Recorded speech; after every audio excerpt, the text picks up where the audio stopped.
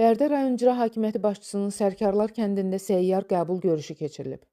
Keçirilən görüşdə icra hakimiyyətinin başçısı, aparatın məsul şəxsləri, hüquq mühafizə orqanlarının, təhsil, səhiyyə, mədəniyyət, xidmət təşkilatlarının rəhbərləri, bələdiyyə, inzibati ərazi dairəsi üzrə nümayəndəliyin əməkdaşları və kənd sakinləri iştirak ediblər.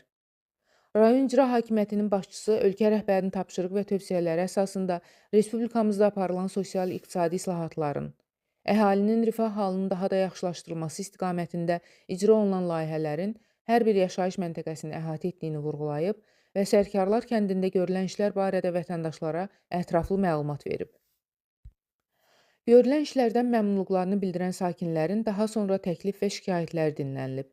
Sərkarlar və Mollalı kəndlərini birləşdirən yolun qreyderlə hamarlanması, elektrik enerjisinə mane yaradan yaşıllıqların budanması, kəndin giriş hissəsindəki transformatora ayrıc qoyulması, uşaq bağçasına qaz xəttinin çəkilməsi və maddi yardım olunması ilə bağlı müraciətlər dinlənildikdən sonra qaldırılan məsələlərin həlli istiqamətində aidiyyəti qurumlara müvafiq tapşırıqlar verilib.